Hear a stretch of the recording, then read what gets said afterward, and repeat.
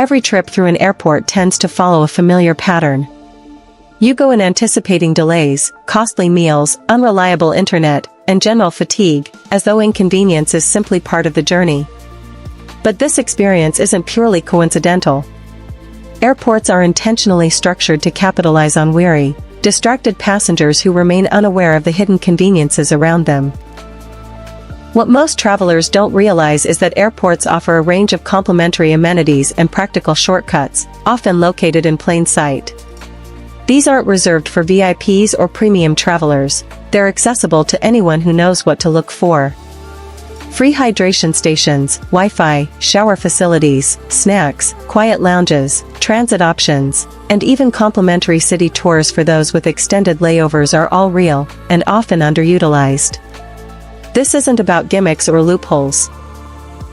It's about becoming aware of how the system is set up. Once you understand it, you can stop overpaying, stop feeling the need to rush, and stop feeling confined within the terminal. Watching this casually might not change much, but truly absorbing how airports operate can transform your travel experience. Because once you know what's available and how things work behind the scenes, you'll never move through an airport the same way again. Let's begin with one of the most common pitfalls. Overpriced bottled water. After passing through security, thirst often sets in, and conveniently placed displays of bottled water, priced as high as $7, $8, or even $10, seem like the only option. Many travelers reluctantly pay, and that reaction is exactly what the airport environment is designed to prompt. The overlooked truth is that free drinking water is available in nearly every major airport, you just have to know where to find it. It's not something airports advertise or make easy to spot. They don't promote it, and they certainly don't guide you toward it. But water refill stations do exist, typically located near restrooms, in quieter sections of the terminal, or in areas frequented by staff and frequent flyers. That's why experienced travelers follow a simple principle: don't carry a full bottle through security. Bring an empty one instead. Security won't stop you. Once you're past the checkpoint, you can fill it up at no cost and walk right past those overpriced kiosks without a second thought. At Barcelona's airport, for example, refill points can be found near gates like B10. In Mexico City, they're placed closer to the arrivals area. The layout varies, but the idea is consistent. Airports aren't malfunctioning, they're operating exactly as intended. Their design depends on passengers being fatigued, hurried, and uninformed. The moment you stop participating in that dynamic, you immediately cut down on unnecessary spending. Now that you're no longer paying a premium just for water, there's another common expense waiting for you, one that begins the second you try to get online.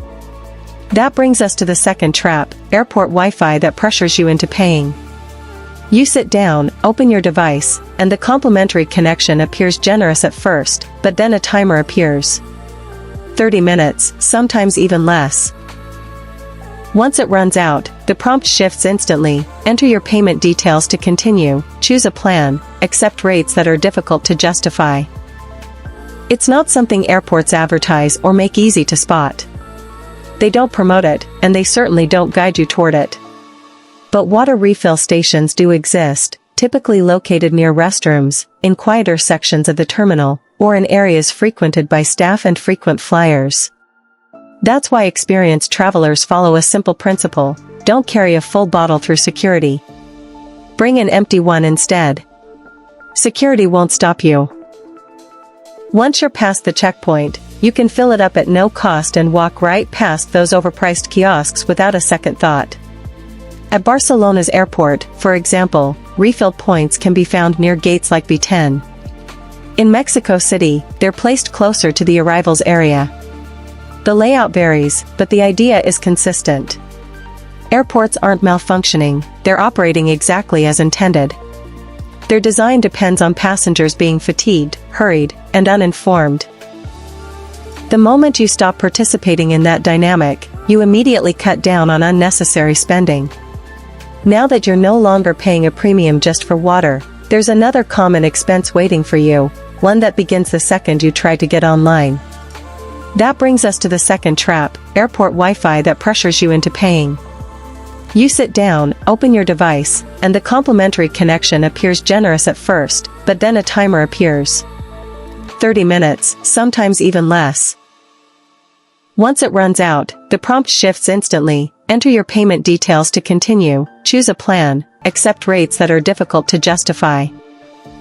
You step off the plane feeling weighed down by your own clothes.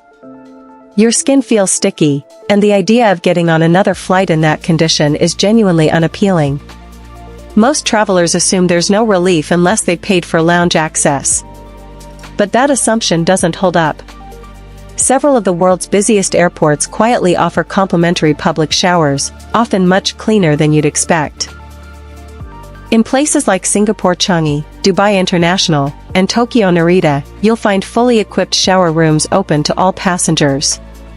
Soap, towels, hairdryers, everything you need is usually provided. No membership required, no fee. The key is simply knowing where to find them. These facilities aren't usually placed in high-traffic areas. They tend to be located near transit zones or on quieter levels of the terminal. Asking at an information desk or scanning for subtle signage marked shower facilities is often the way to locate them. Airports don't advertise these amenities because passenger comfort, when offered for free, doesn't drive profit. And even if your airport doesn't offer complimentary showers, there's often another option. Many travelers unknowingly already have lounge access through their credit cards or as a result of flight disruptions. Even without a formal membership, irregular operations like delays or cancellations can give you room to ask. A polite request at the lounge entrance can sometimes yield access, more often than people expect. Once again, it's the same underlying reality. Airports are designed around the assumption that you're fatigued, uninformed, and willing to accept discomfort as normal. The moment you stop fitting that profile, your entire experience shifts. And while we're on the subject of exhaustion, there's another scenario airports are especially good at monetizing. Right after baggage claim. That brings us to point 4, the luggage cart fee that most people never stop to challenge. You've just landed after a long flight. Your legs feel heavy, your energy is low, and all you want is to collect your bags and head out. Then you spot them. The luggage carts, and the fee attached. $5, sometimes more. At certain European airports, it can be as high as $10. Most travelers swipe their card or feed in coins without a second thought, assuming the charge is standard everywhere. But it's not. In many major airports across the globe, luggage carts are entirely free. Airports like Dubai International, Seoul Incheon, and Singapore Changi understand a basic truth: after hours in the air, charging passengers simply to move their belongings only adds unnecessary frustration. So they don't. The carts are readily available in the baggage claim area, no payment required. And even in airports where fees are typically enforced, there's often a way around it. Complimentary carts are sometimes left near staff corridors, maintenance doors, or lesser-used baggage carousels. In several U.S. airports, walking just a bit farther from the main exit can lead you to carts that don't require payment. Additionally, some information desks will release a free cart if you ask politely, especially if you show your boarding pass and explain your situation.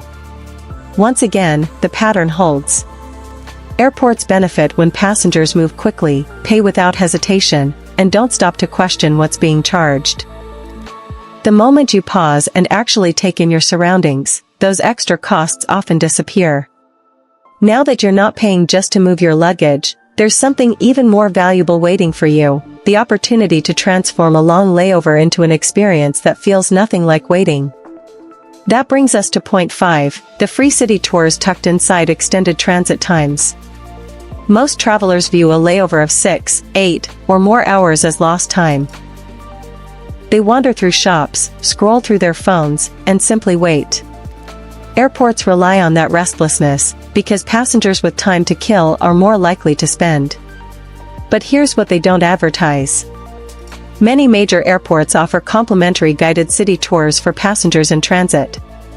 Airports like Istanbul, Doha, Seoul Incheon, and Singapore Changi quietly operate programs that take you outside the terminal and into the heart of the city, with transportation included. You get to see landmarks, sample local cuisine, and get a real taste of a new place without spending anything extra. All it takes is your boarding pass and passport. The catch is that these tours are time-sensitive. They typically operate on a first-come, first-served basis, and the sign you're looking for usually reads transit tours rather than anything flashy like free tours.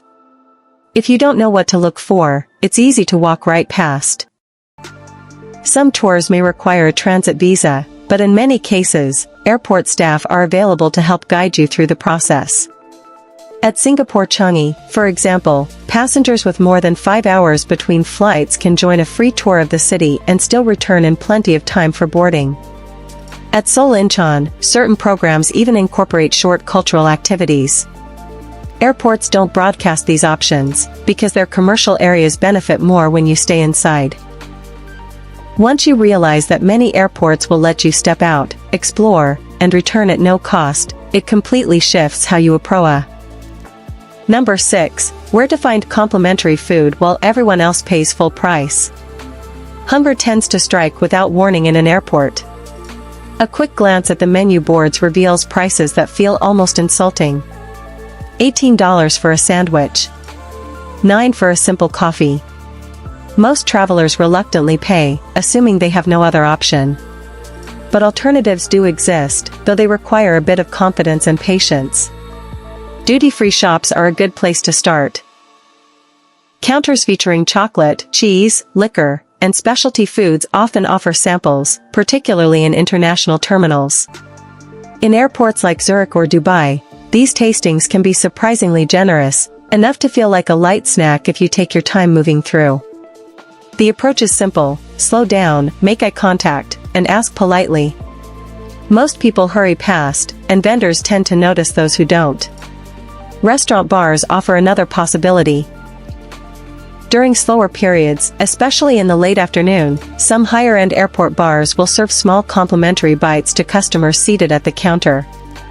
It's not advertised and never guaranteed, but it happens more often than most travelers realize. Lounges can also be a gray area. Even without access, a calm and polite request for a coffee or glass of water sometimes works, particularly if your flight is delayed. And from time to time, airports host brand promotions that involve free food samples. These pop up briefly on information screens, then vanish just as quickly. Once again, the underlying logic holds. The most expensive food in an airport is almost always the food listed on the menu. Number 7. The quiet spaces airports never direct you to. After hours of walking, waiting, and continuous background noise, fatigue becomes unavoidable. You scan the terminal and the issue is everywhere: overcrowded seating, rigid benches, relentless announcements. Most travelers assume that finding rest without paying is out of the question. That belief is exactly what keeps these underused areas empty. Nearly every major airport includes quiet zones, often right in view but easy to miss. Prayer and meditation rooms are a good place to start. They're open to everyone, regardless of belief, and during off-peak hours, they tend to be silent, calm, and furnished with comfortable seating. At airports like Frankfurt, you'll even find mats provided. No one checks credentials, and no one rushes you out.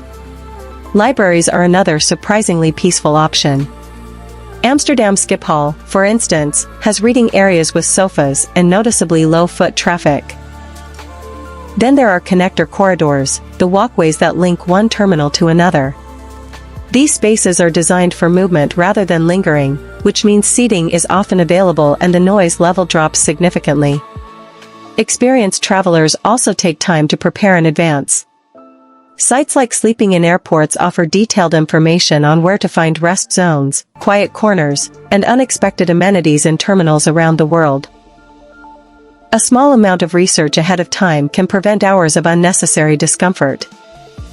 Because finding a place to rest in an airport isn't rare, it's simply not announced.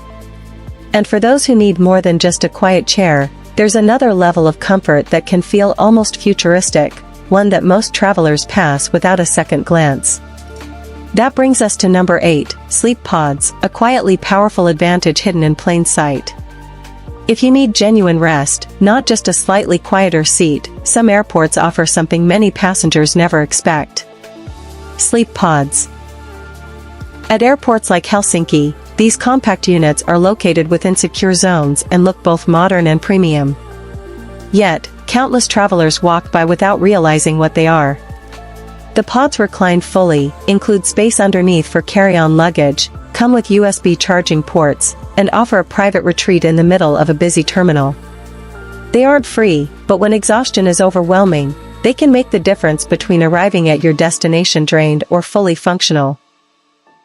Power is another quiet challenge airports rarely solve for you. When every visible outlet appears occupied, the instinct is to search where everyone else is searching. But outlets are often tucked away behind support columns, near cleaning stations, or in underused check-in zones.